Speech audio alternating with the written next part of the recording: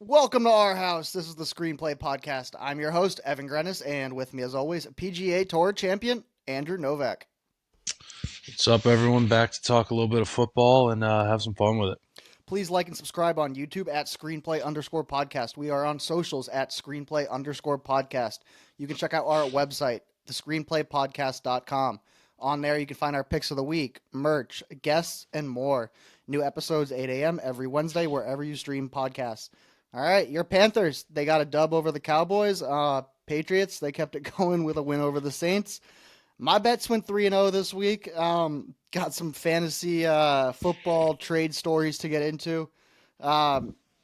Andrew, your bets could have done a little better this week. Still a long season, but we're cold, officially cold.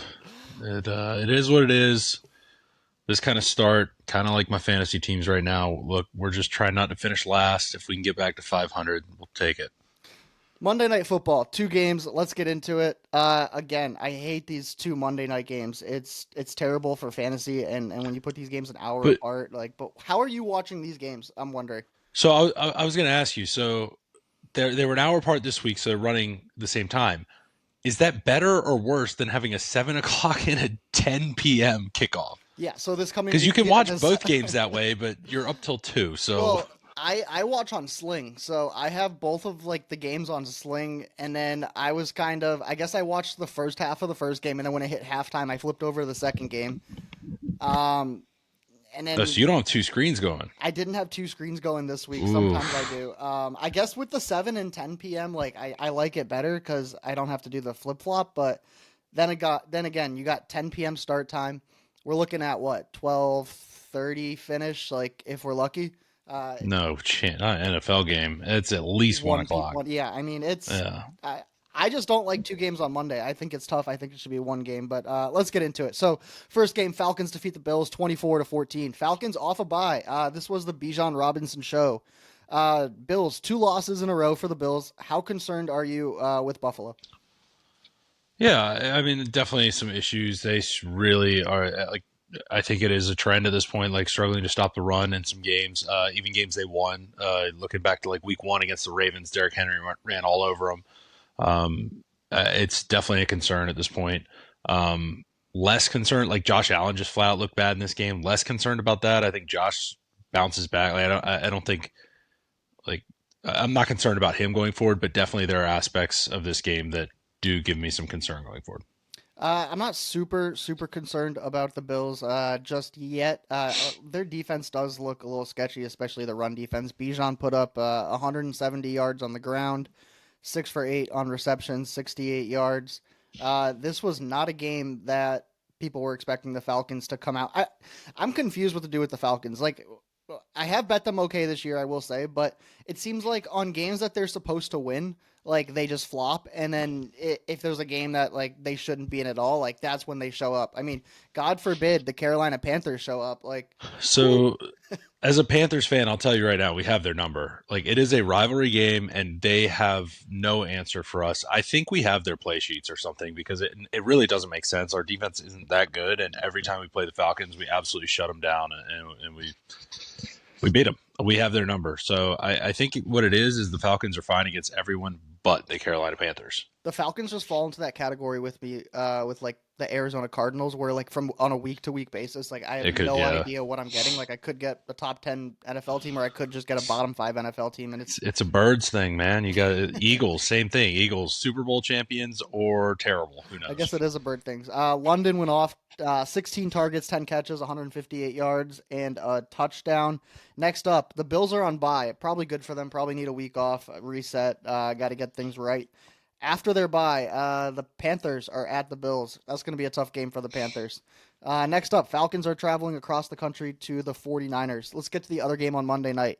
Bears defeat the Commanders 25-24. Bears, another team off of a bye. Actually, I will note, 4 teams had a bye this week, and all of them covered the spread, and all of them won. Coming off a bye. Yeah, coming off a bye. Yeah. So that early bye helped a lot of teams this week. Bears were off a bye. Wet weather game. This looked like a coin flip the entire time. I really couldn't tell who was going to win. Did this win do anything for you for the Bears in your mind? I would say just I don't know, it wasn't much of like a game-winning drive, but confidence-wise, that's got to be good. I was kind of impressed by their offensive line at times. Caleb didn't get sacked like a million times, which is nice.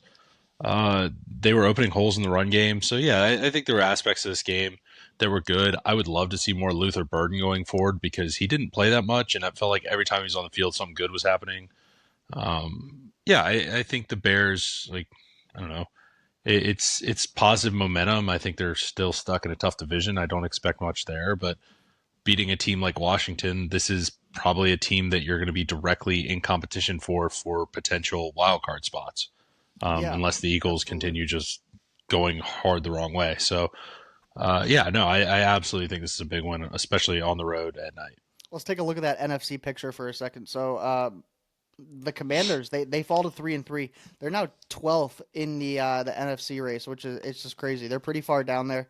Um, how worrisome is this for the Commanders? I mean, with how it's looking in the NFC right now, kind of the winner of that division is going to get into the playoffs, and the other teams are going to fall behind and not reach for the wild card.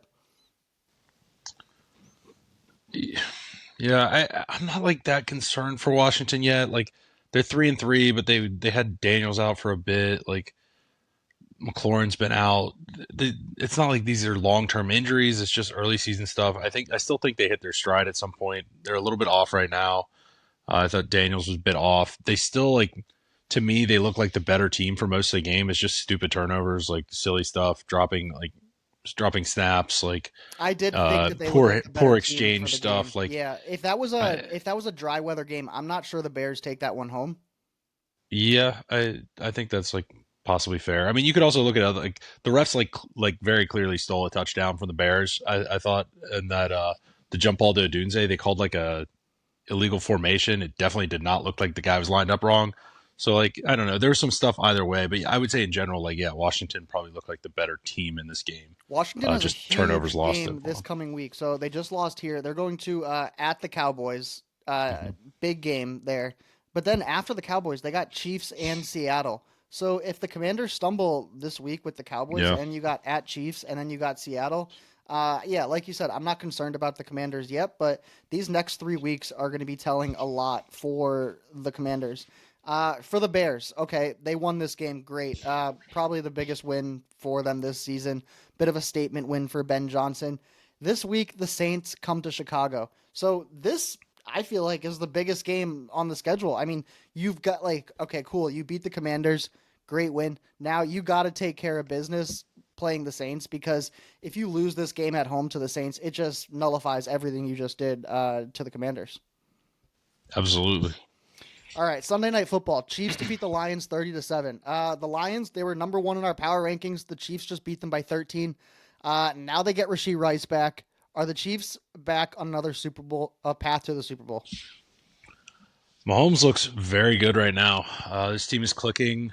Um, Defense looks solid. Yeah, I mean, right now they're playing good football. Uh, Who in they're the 3-3. AFC is going to stop the Chiefs? I mean, the Bills just lost two in a row. The Ravens are 1-5, and I'm looking at it and I'm like, is it going to be the Colts? Is it going to be the Patriots? Because I don't think so. Like, It's where's so the? funny that at this point, like last year, they were 6-0, and it like everything, like they were barely winning every game. They looked like a mess, but they were just getting it done. Right now, they're 3-3, but coming off this win, it's kind of like, man, these guys look like juggernaut Chiefs are back. Like, it's so funny how that goes, but yeah, I think with like Rasheed Rice coming back, especially for what that's going to do for this offense, like I mean, I don't know. We'll see when power rankings come out, but I don't know how high you can rank a 3-3 team, but I'm guessing it's going to be up there. Yeah, it's going to be up there. Quick note this week. I sent it to you guys, I think, on text, but there was a better on DraftKings this week that threw $5,000 on Jared Goff first touchdown, not anytime touchdown, first touchdown.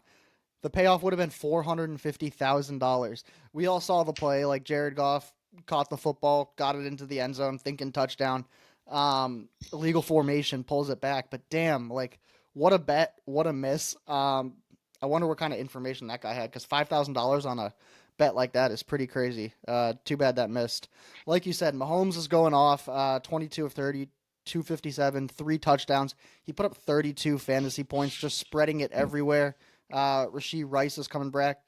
at the end of this game, Brian Branch suspended one game. He hit Juju Smith-Schuster upside the head, completely unnecessary after the game. Gets a 1 game suspension. Yeah. What do you think about that? I mean, he definitely like. I saw the video of the play in the game that he was complaining about, where Juju hit him from behind, and like, yeah, like that's definitely a cheap shot. But also, like, I mean, that happens. Like, guys get cheap shot in games, and they don't punch the dude after the game. So, uh, I gotta imagine Dan Campbell is not going to be happy about that. He loves physicality, he loves his guys playing with heart, but that is not going to be something that he's going to be preaching. So definitely, I'm betting he's got some other punishments lined up for Branch maybe in the next week or so for him to be doing after practice. So. Yeah, he was pretty pissed at the podium with Branch with Yeah. that type of effort there after the game. All right, Thursday night football. Giants defeat the Eagles 34-17. Big shocker here. Not just an upset by the Giants, but they kind of blow the Eagles out. Hurts with an interception at the end of the game to seal it. This knocked a lot of people out of our survivor pool. Was this Giants win enough to make you a believer in Dart and Scattaboo? Not like this season necessarily, but just like moving forward. The future of New York. Yeah, I definitely think it makes them a very appealing team. Um, they're like they're not winning much this year, in my opinion. Like they're like you've lost Malik Neighbors already. I think the defense is definitely showing some signs, which is good. Um, they've got Abdul Carter playing. Brian Burns is playing some really good football right now, so that's cool to see.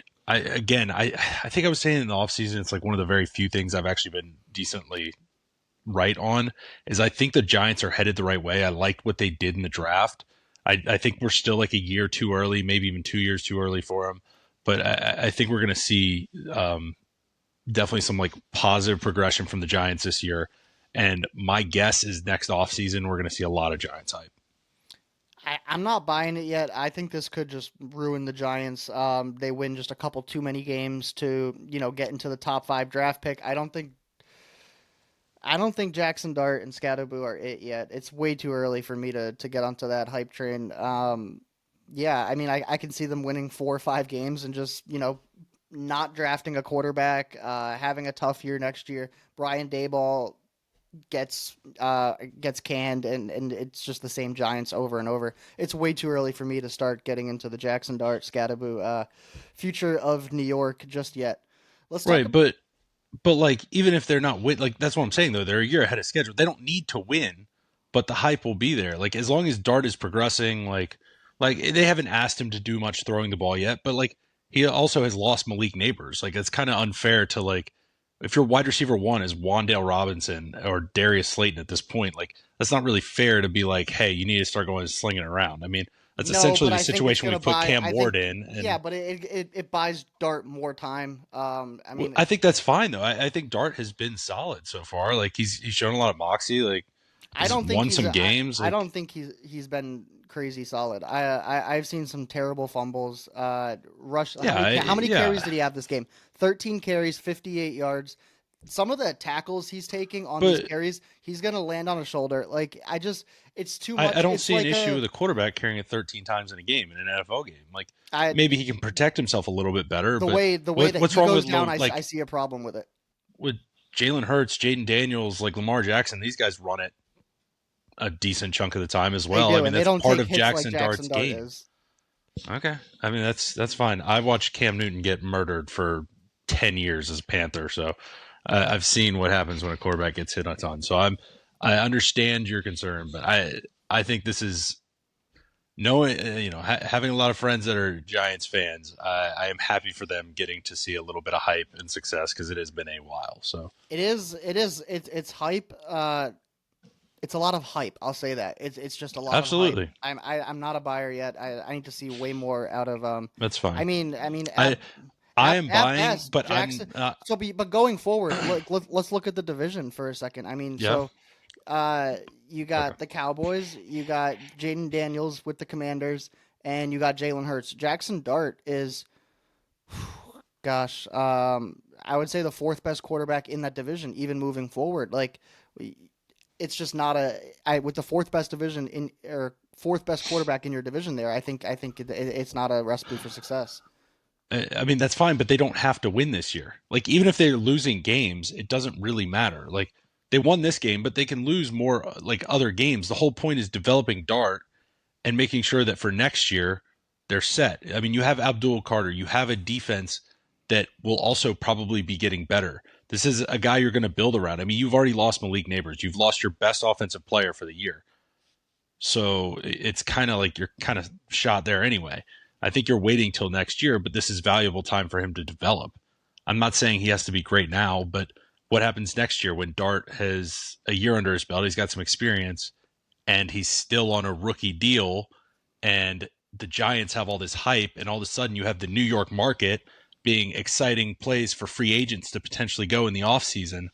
I'm just saying, I think that this offseason could be, a big offseason for the Giants, especially if they can get some hype going into it or build that It hype was a going into Thursday it. night game. It was a big win. New York market loves a big win out of New York. They're gonna hype this up way too hard. I need I think this is way too early to get the hype You going just on. hate the NFC East so much. No, I just I I don't like the style of play that Jackson Dart has, and Cam Scatterboot. I'm still not sold on him yet. I think it's a style. him and Scatterboot together, their style. I'm not a fan of it. I'll give it to like Thanksgiving of next year. I don't think it's gonna work. Let's get past this. I got to talk about Saquon for a second. So, Saquon this week, I thought he was gonna have a ton of carries. They were just gonna feed him. Yeah. Again, 12 carries, 58 yards, 2 for 3 receptions. Like, what's going on here? The last 2 weeks combined, Saquon has 17 carries and 6 targets. Those should be his numbers on any given week. 17 carries and 6 targets, not for 2 weeks combined. I can't figure out what the Eagles are Yeah. doing. Like, I They still think this is the best roster in football. the Eagles started the game. I think they got the ball in the opening kickoff. The first play of the game, Saquon ripped it like It was like 12 21 yards. yards. It was like 20 It was yards. like I think it was like 17 or 18 yard run. The second play of the game was like a 12 or I 13 think yard. He he had literally 32 yards off the first 2 rips. he had like Yeah. 30 something yards and 2 carries. I literally texted my group chat. I was like, "Oh my god, he's going for 200." Like, this Giants run defense is a mess. And then didn't do anything. Barely got the ball the rest of the game. I really don't know what the Eagles are doing. Yeah. It does not make sense. Like, AJ was targeted he 9 times. Devontae was targeted 5 times. Hertz is in love with Goddard. 11 targets to him. Saquon just not yeah. getting the rock. I mean, I'm fine with those guys getting the ball, but like, yeah, Saquon needs it more. He needs. You've got to get him more involved. You can build so much more of your offense around getting him involved, because he becomes the best decoy possible on play action plays, stuff like that. So yeah, he definitely needs to be used more. All right, next up, Giants are at the Broncos and Eagles are going to the Vikings. Vikings are off a bye, and that's a solid defense. So that's actually going to be a really good game this week. Eagles at Vikings. All right, let's get to your Panthers. They defeat the Cowboys 30-27. I'll let you take this one. Yeah, awesome game. I actually bet the other side of this, so I look I like know, an I was idiot, but questioning that. who cares? Yeah. Uh, yeah, well, so my thought process was the Panthers have won the week before, which usually means that we're definitely going to have a letdown. Um, but I'll get into that later. Yeah, Panthers look fantastic in this game. It's kind of like the Rico, emotional hedge. You bet against the oh, Panthers, so I'm then just so if they I'm so win, you're used to happy, them. and if they lose, you win money. It's like the The emotional hedge. problem is I jumped the gun on that. So what's going to happen is they play the Jets this week, who haven't won a game all year. And I actually looked this up. The last time the Carolina Panthers had a winning record was October of 2021. That could be at any point in the season. They just had a record that was above 500. So we're It was looking at the first October of time in 4 2021. years, 4 potentially this years. week. Sam Darnold was the quarterback at that point in time. So you have all of that set up. The Panthers could be, above 500. All they have to do is beat this team that has literally beaten no one. They're 0-6, and it's probably the worst team in the NFL. That's the situation where the Panthers will lose the game. So it was the right thought process. I was just a week too early. But yeah, the Panthers look great in this game. Rico Dowdle has been like an absolute savior for this offense. Now it's a little bit unfair because he's gotten to run against the Dolphins and the Cowboys run defense, but still he's looked fantastic. I'll be interested to see what the Panthers do, like how Canales handles when Chuba comes back. There's no way it's just going to be like, oh, Rico, thanks for running for 200 plus yards in 2 weeks. Like, go back to the bench and play a quarter of the snaps. But that'll definitely be an interesting one. Maybe Chuba comes back. Maybe we trade him to a team that needs a running back. Chargers, you want to hit us up? But yeah, Yeah, pretty cool to see. revenge game. He was with Dallas for 5 years. They let him go. He's Mhm. with the Panthers now. Went off for 30 carries, 183 yards, 4 for 5 on receptions. Got a touchdown in there. I mean, this was just the Rico Dowdle game. It's he had 30 carries. The next running back, ETN, had 3 carries. So their game Yeah, plan was simply give the ball to Rico, let him work, and T yeah. Mac, the rookie, picked up The picked up a couple touchdowns as well on a first NFL touchdown of his career, and he picked up 2 of them. Yeah, I believe the stat I saw was this was the most yards from scrimmage of any Panther player in a game, like more than any McCaffrey game, more than any D'Angelo Williams, Jonathan Stewart. I mean, that's impressive stuff. His long carry was only 15 yards, so I mean, he literally was just. If you go watch the thing, it was literally just 7, 8, 9 yard carry like the entire time. Cowboys had no answer for it. As a Panthers fan, do you have any hope for them making the playoffs, or is it just nice that they're three No, and three and potentially going to go 4-3? no.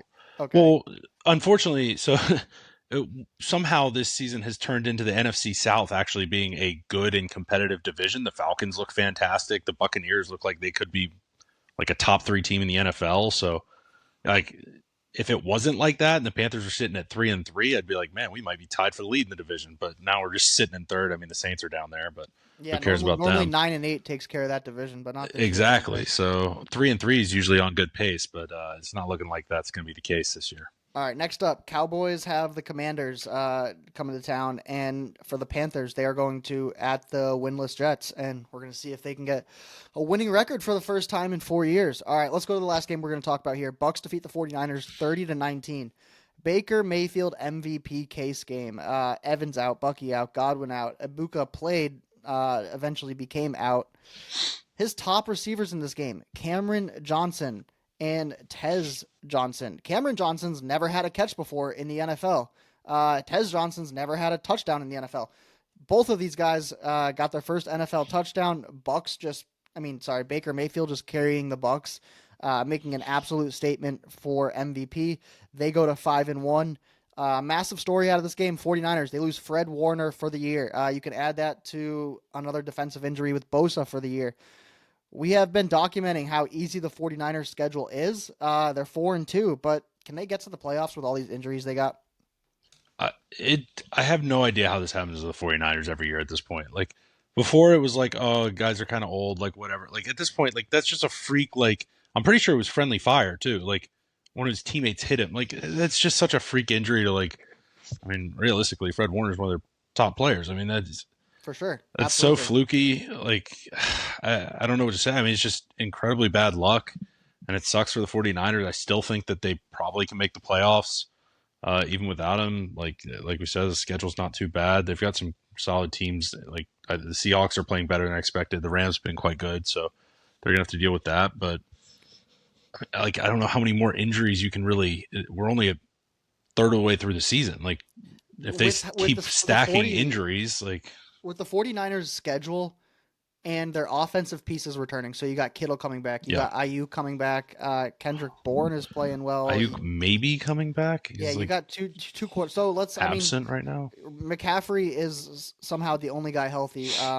So you Yeah. do have an offense that can work and will work eventually in a few weeks. The defense is really what the concern is now. So the 49ers may be in a spot where okay, our schedule's easy, our record's okay, we got offensive pieces coming back. Maybe we got to make a move at the deadline for something on defense here, because I still think that with how Mac Jones is playing, and if you keep Christian McCaffrey healthy, like they're gonna make the playoffs with the schedule that they have. Absolutely. I think you're spot on. I think probably a pass rusher at the trade deadline, something like that. But absolutely, that could be a team in the market for some of these teams looking to sell. So, go ahead. All right. Next up, Bucks are heading to the Lions. That's going to be a tough one. Bucks still got a bunch of injuries, and Lions are coming off that loss. And then next up for the 49ers, they got Falcons traveling across the country to them. Let's get to some other talking points. So, big news: Titans fire the head coach. They're the first team to let go of the coach. Kind of needed to happen. Brian Callahan, they let him go. He was 4-19 with his stint with the Titans. Obviously, the team this year with Cam Ward, like it's not looking good. I don't think anyone's questioning that this was a bad move. Who do you think is going to become the Titans head coach this offseason? I don't care who the interim guy is now, whatever. Yeah. Who do you think they're going to bring in for the future of this franchise to work with Cam Ward? I would say generally you're going to be, especially because you just drafted a quarterback first overall. My thought goes to they're just going to find an offensive mind to work with Cam Ward. I think that is kind of, to me, that seems pretty obvious here. With that being said, I think there's some top names available, like Joe Brady, maybe like a Mike McCarthy, a Cliff Kingsbury. I know Matt Nagy's been thrown around a little bit. I think you look somewhere in that direction. A guy, I mean, obviously it's going to, who's willing to go into Tennessee right now of those guys. But I'm thinking that those will be the guys that they'll be approaching with the kind of pitch of, hey, you get to work with Cam Ward, our guy just drafted first overall, and see what you can do with him. With our interview with Brian Rolap, who's the CEO of the PGA Tour, a couple weeks ago, he was saying how he's actually very fond of the Titans moving forward with the market that they're in, the new stadium Mm-hmm. that they got, Cam Ward. Yeah. So yeah, they kind of suck right now, but I don't think it's the worst spot to land as a head coach. So you mentioned some names. I sent you a video this week. Eric Morris. Do you think that that guy has any chance of getting the head coach job of the Titans? So let me just tell the listeners maybe who quarterback scout. who Eric Morris is. Eric Morris is the head coach of University of North Texas right now. He was the head coach of Incarnate Word, who recruited Cam Ward. He then brought Cam Ward to Washington State when he took the OC job there. Eric Morris was also the offensive coordinator for Patrick Mahomes at Texas Tech. Right now, he's the head coach of North Texas, but he got John Mateer to Oklahoma, who is now a Heisman candidate, and he's got another quarterback now that he's bringing along. Cam Ward had him there at his draft day. I think it was I believe the first person that he hugged, so he loved him. Eric Morris is like one of the hottest names in college football right now. Any chance that Nashville brings him there, or is that just way too far of a long shot? None, but I do think Okay. he will be definitely a candidate for uh, better potential college jobs in the near future because people are definitely noticing he did some awesome stuff at Incarnate Word, like you said. They had great offenses at Washington State with both Ward and Mateer. He's doing good stuff right now in North Texas. They're putting up huge numbers with a guy who quite literally did not play like a high school quarterback at all. So he has taken him as a freshman quarterback and is doing some special things with him. So yeah, definitely think he's gonna be getting a nice high paying job next year. Could potentially be like an Oklahoma State, something like that. So yeah.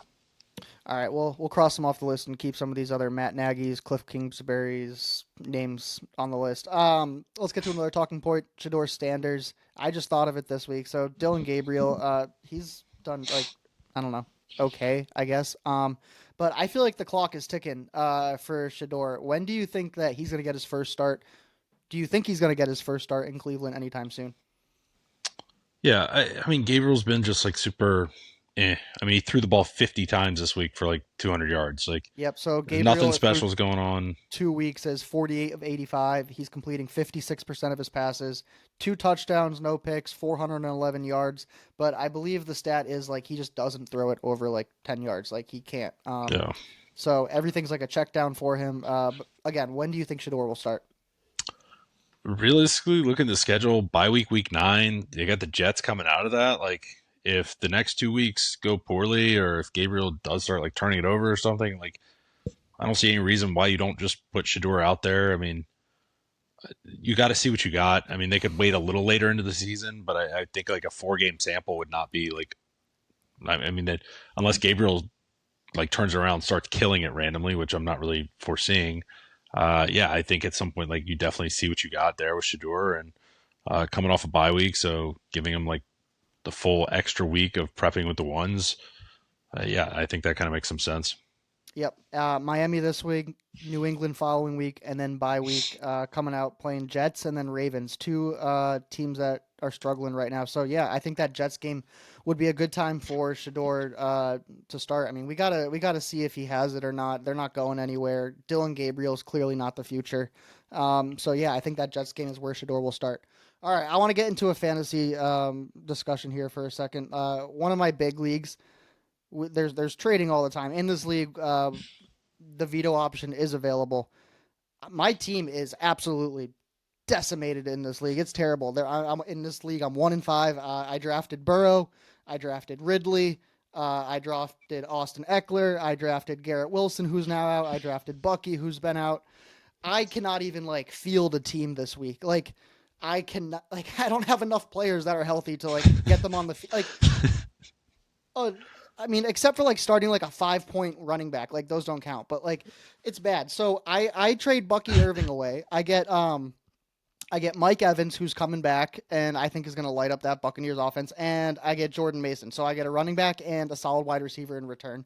And then I go ahead and I trade away. Josh Jacobs and Garrett Wilson for Quinshawn Judkins and Pickens. Now, yeah, I mean the Jacobs name, like it's a big name. It's scary, but I can't have Garrett Wilson sitting on my bench at 1-5, go to like 1-7, 1-8. So I get Pickens, who I absolutely hate. I hate Pickens. I hate him so much. But he's the number 4 wide receiver on the season, and I get Quinshawn Judkins, who I'm high about moving forward.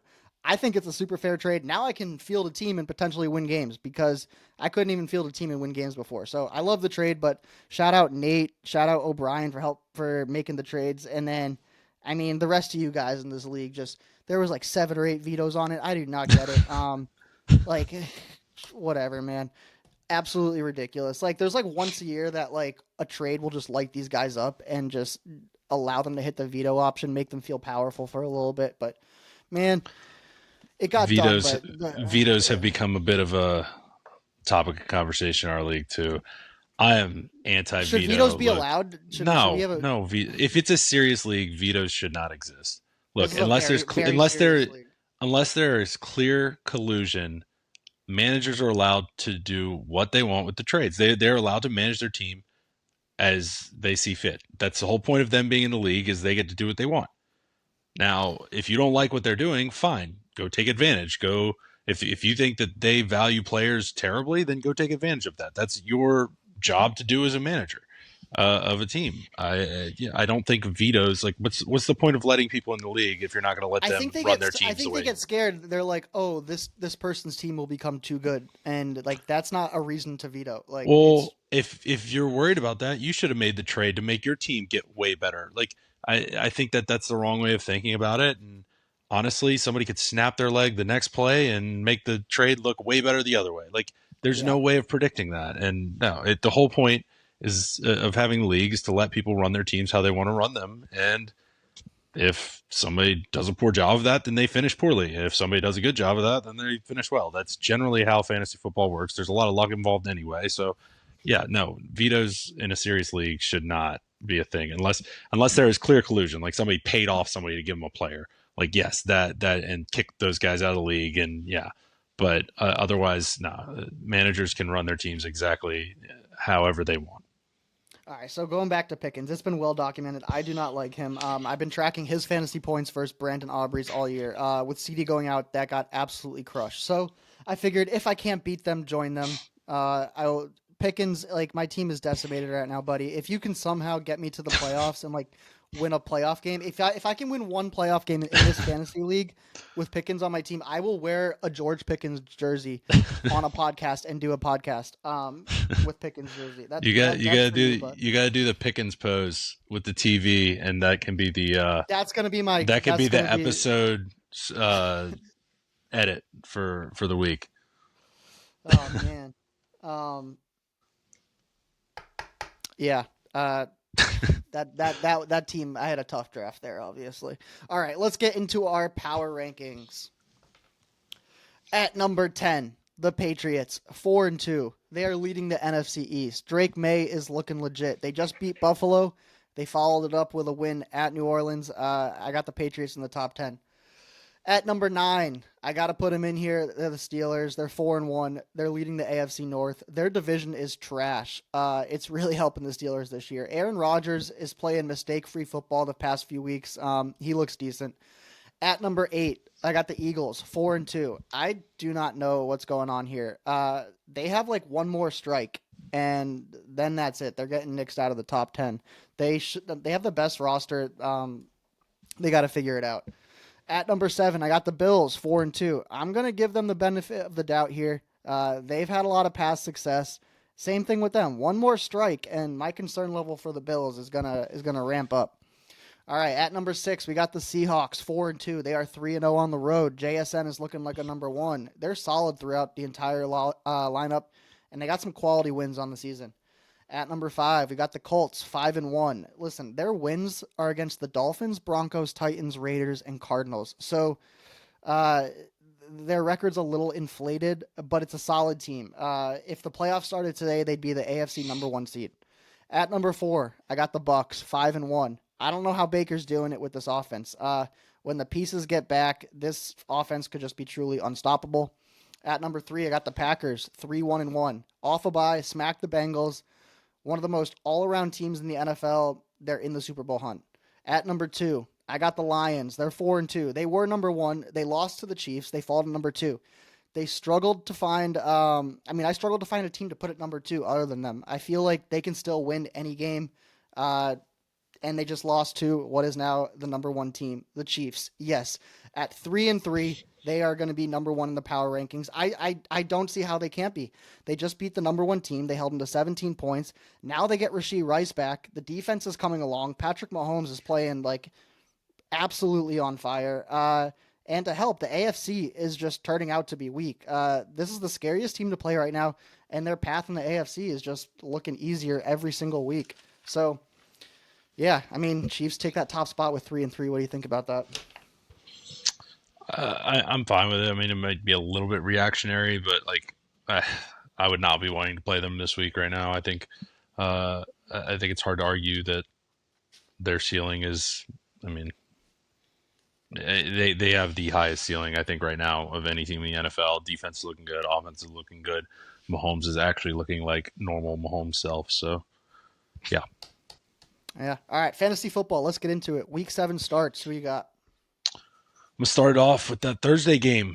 Jalen Warren at Cincinnati. He's been a little off since first few weeks when he came out and put up some big numbers, but this Bengals defense fixes everything. So I think it's a big week for him. Definitely get him in the lineup. Don't be afraid there. Quinshot Judkins next up. Poor week this week. Did not get the ball much. Didn't see the field as much because they were down so much. They play the Dolphins this week. That is going to be a fantastic team to run against. They can't stop anything, and this game probably stays closer, so he stays on the field more. And lastly, I'm going to go Bill Crosby-Merritt. He had a fumble in the game on Monday, but this Dallas defense should fix that. The over-under in this game is 55.5. I'm not sure I've seen that. Like, I couldn't even tell you the last time I saw that kind of high, that high of a over-under in an NFL game. So I'm expecting a lot of points here. I think the Commanders are going to be able to run the ball, and he's going to get in the end zone. I'll touch on the Steelers there. I think Aaron Rodgers is very startable this week for Yeah, Cincinnati. absolutely. I think he could throw for 3 or 4 touchdowns. Mason Taylor, he is the tight end for the Jets. They're playing Carolina this week. Garrett Wilson's out. Mason Taylor has had some targets with Garrett Wilson in, like 7, 9, 10 target games. So, yeah, I think Mason Taylor might get about 10 targets this week. Like, they literally got to throw the ball to someone, and Mason Taylor is probably going to get the targets. Harold Fannin on the Browns. They're playing Miami. Njoku is likely out. This could be a big week for Harold Fannin. And then last one I want to throw in here, David Montgomery. They're playing Tampa Bay. He's been on this weird thing where he goes hot, cold, hot, cold, hot, cold. So a couple weeks ago he went 29 points, then 1 point, 18 points, then 8 points. This week he's back to that hot week. So I think it's a good week for David Montgomery. That might just be a feeling thing. But yeah, I like him this week. Week 7 sits. Who you got? I'm going to start with Tony Pollard playing the Patriots. Patriots have had a decent enough run defense this year. They've been pretty good against running backs, and Pollard just straight up is losing his job right now to Tyjae Spears. Played less snaps than him. Spears coming back off that injury. He looks a better running back. He We averaged six liked yards per Spears carry. before the season. He just got Yeah, hurt in like preseason. Spears averaged 6 yards per carry in this game. Pollard was only averaging three. Uh, Honestly, for the rest of season, I like Spears more anyway because the Titans I project to be losing most games. And Spears is gonna be your guy on those passing down snaps. So, yeah, Pollard definitely a sit this week and probably going to be looking like a sit going forward unless the matchup is very good. Next up, a guy we actually just went off on a tangent about him. Jackson Dart at Denver. He's actually put up good fantasy points, mainly off of running volume in previous weeks. I think it's going to be tough for him against the Broncos this week. I do think this is a tough matchup for the Giants in general. They're going to try and run and possess the ball, but I don't see much as far as touchdowns here. So it's going to be hard for Dart to be very startable this week. And lastly, I'm going to go with the Cards running backs. I know they've had Bam Knight, they've had Michael Carter, so it's been a little bit of a mess with that, but I don't think either is startable this week anyway because they're playing the Packers. The Packers defense has been fantastic. Um, they just are not allowing teams to move the ball very well. They're not allowing many points, and yeah, this is a tough week for Cardinals players. Wandell Robinson, last week had a big week. You just said Giants are playing Denver. He's projected for 12.3 points. I just saw Surtain absolutely shut down Garrett Wilson. Right now, Wandell's the one on the Giants, and I think it's going to be a slow week for him. Hollywood Brown, you got Rashee Rice coming back. Hollywood Brown is now looking like the fifth or sixth option. They're playing Las Vegas this week. I don't think it's a great week for Hollywood unless he gets in the end zone somehow. Um, this is just a feeling thing, but I think it's going to be a slow week for Rico Dowdle. He's had 53 carries the last 2 weeks, 389 yards. That's a lot of carries. I can't see them giving it to him 25, 30 times again this week. I could just see a slow week for Rico Dowdle solely because of volume. That's a lot of volume to have in a 2 week span there. Last one I want to throw in here is Chase Brown versus Pitt. I thought maybe with Flacco last week it would be a little better for him. Nope. 9 carries, 42 yards, two targets for receptions, and they're playing Pittsburgh this week. So again, not a very good script for Chase Brown, and it's just not a very good year for Chase Brown. That's a good call on Chase Brown too, because it's kind of similar to the Pollard thing. Samaje Perine's been eating into his snaps a little bit, especially on those passing downs, and it wasn't something we were as concerned about with the Bengals early season because we thought they'd be leading in a lot more games, but they've been quite bad this year. So, yeah, Perine taking a bit of work there definitely is a knock to Chase Brown. All right, waiver wire. Who should we look at? Let's start with running backs. Running backs, if he's still out there, which he is in many leagues, Kamadi Vidal is very much a guy you can grab. Uh, Played fantastic. I get it was against the Dolphins, but still, he's going to have some good passing game upside. It looks like he's probably the guy now. Hampton could be out 5, 6 more weeks. It could be a while. It seems like this may be an injury that lasts more than the normal 4 IR weeks. So Vidal is very startable going forward. It seems like, especially because he has that passing game option, even in games that maybe he's not going to be running for 100 plus yards. And then we just touched on it. Tyjae Spears, if he's out there, go ahead and grab him. It's going to be ugly. Like, don't watch the games, just watch the box score. He can probably PPR scam his way to 10 plus points if he's getting 4 or 5 catches a game. So I think he's the more dynamic of the two backs in Tennessee, and especially if like Pollard were to go down with an injury, he could end up being a decent starter. Yeah, in some waiver wires, I have seen Jalen Warren on there. They're playing Cincinnati. He was in your starts this week, so if he's there, grab him. Wide receivers. Wide receivers, with Puka going down, I think Jordan Whittington is startable this week. It's not great, but he will get a lot more of those sort of slot, sort of motion things. I don't think that Devontae Adams is going to like fill the role of Puka. I think they're just going to use somebody else. Devontae will see more targets, but I think there's still value to that role. So you can go grab him. I do think this Jacksonville game is a tough matchup for the Rams. I could see this being a little bit lower scoring game. These London games tend to be a little bit ugly, a little bit, more field goals and stuff, but still a player you can grab. Luther Burden, I got to go grab. He's like, It's so frustrating. Every time he's on the field and I'm watching the Bears, he's like doing good things, but they will not play him more than like 20% of the snaps. He had like 4 catches in this game against the Commanders and looked fantastic, but his snap share still didn't go up. I got to assume at some point this talent's going to win through, and they start playing him a little bit more. Zacchaeus had a really bad drop. They still ended up winning the game, but um, I got to think that the talent will win through, and Burton's really starting to show some flashes, so he's got to go get. And lastly, your Patriot, Kayshon Boutte.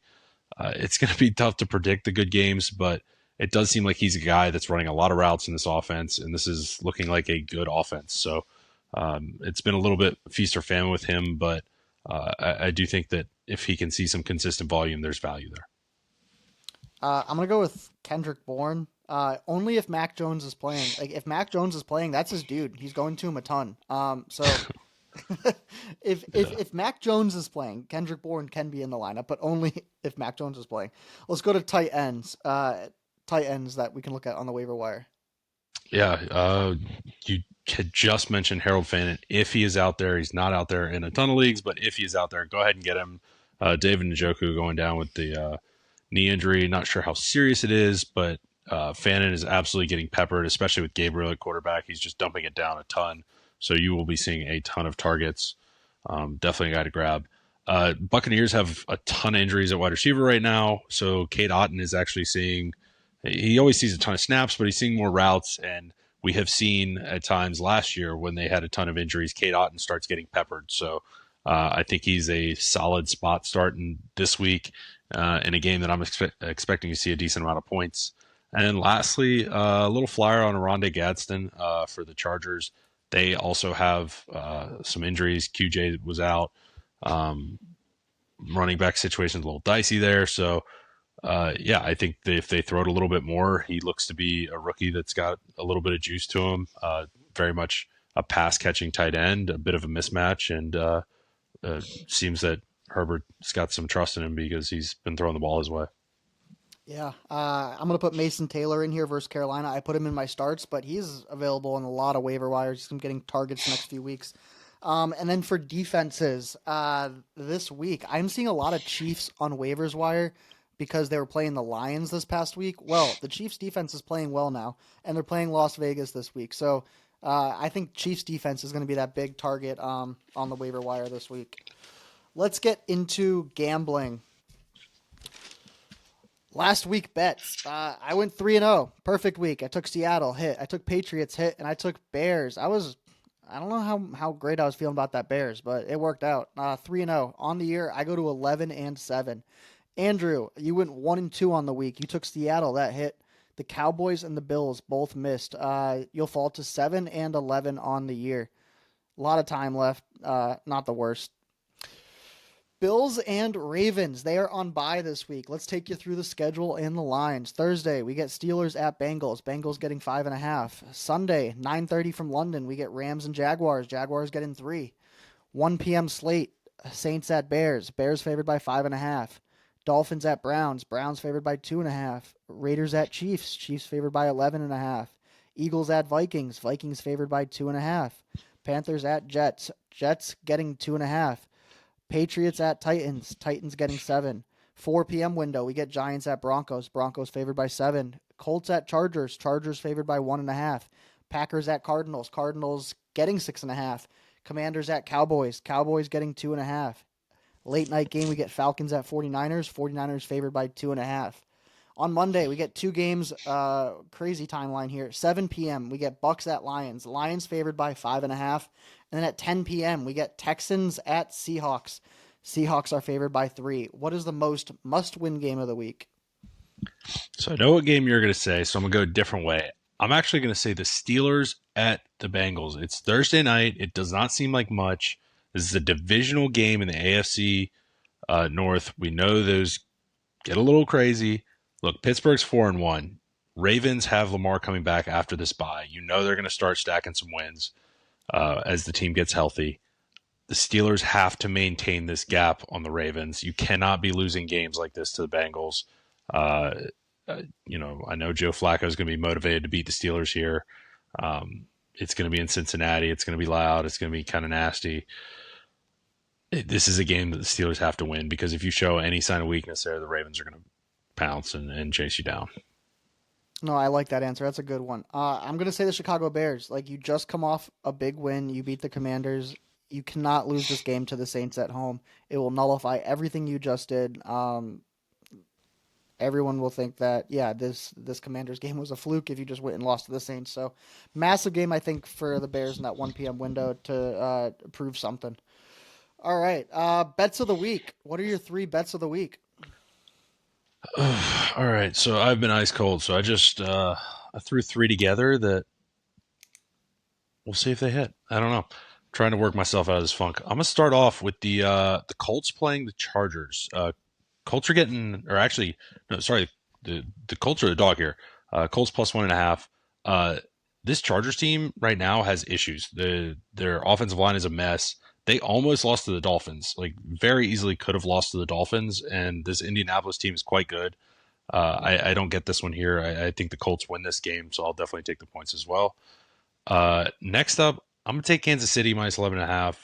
It's kind of ugly. It's a big line, but I just feel with Rashee Rice coming in here, they're going to have some stuff schemed up. I think there's going to be a lot of juice for the Chiefs. This defense is very good. It's going to cause some problems. Vegas has been turning the ball over a lot. I could see this one getting out of hand. And then lastly, I'm going to go with that 10 o'clock Monday game. I'm going to take the Seahawks -3, playing the Texans. I think the Seahawks have been a good team. They you know, it's a home game, night game in that stadium. Houston has not looked great. I know they're coming off bye, but they just flat out haven't looked good in games. So I think Seattle takes this one. I mean, maybe there's some hype for Houston after they beat up Cooper Rush and the Ravens and beat them by like 30, but I'm not really counting that as much. So I think Seattle wins that one comfortably. Yeah, I will join you on the Colts getting 1.5. I do not get this line whatsoever. I thought that the Colts were going to be favored in this game, so to see them getting points is wild. Yeah, that Chargers team is decimated. They should probably, if it wasn't for Lad McConkey running 40 yards down the sideline there, they lose to the Dolphins. So yeah, I love the Colts getting 1.5 this week. I don't like betting against Baker Mayfield, but I think this is a week where the Lions just absolutely destroy the Bucs. They're all beat up. I think the Bucs are due for a loss. They've had too many close games, so I'm taking Lions -5.5 at home. And then I'm gonna go Sunday morning in London. Jaguars +3. I don't get this line either. I thought the Jaguars would be favored here. We're looking at Puka Nakua out. We're looking at a London game where the Jags are used to being over there. I think this line's messed up. I will take the Jags +3. Lock them in. All right, let's get to our survivor pool. $0 entry fee, $500 cash to the winner. We started with 187 contestants. We're down to 36. 7 people downed this week. All right, the big pick of the week, 44.2% took Green Bay. Got you through. 11.6 took Pittsburgh. Got you through. And 9.3% took the Rams. Got you through. The big miss of the week, 11.6% of the pool took Philly on Thursday night versus the Giants. That got you downed. Week 7 in the NFL, 19% of the pool is still alive. Andrew, you took Green Bay this week. They won. You're still alive. So your bets might not be doing great, but you're picking the right teams in Survivor Pool better than me. I'm not in it. Yeah, we're staying alive. I've burned some good teams the last few weeks, just the way it's fallen. So I'm gonna have to scrounge it back with some gross ones probably in the next few weeks. But if we can sweat out a couple, then maybe we can. I don't know. We'll see. I think there's some other guys set up a little bit better than me, but you know, who knows? We had no psycho picks this week, but yeah, congrats to No. everyone still alive. And if you do decide to do a psycho pick and you hit it, we'll shout you out. But don't forget to check us out on YouTube at screenplay_podcast. Like and subscribe. We are on socials at screenplay_podcast. You can also check out our website, thescreenplaypodcast.com. New episodes every Wednesday, 8 a.m., wherever you stream podcasts. We appreciate all of y'all listening, and we will see y'all next week. Any last words, Andrew? Go Panthers. All right. Appreciate it.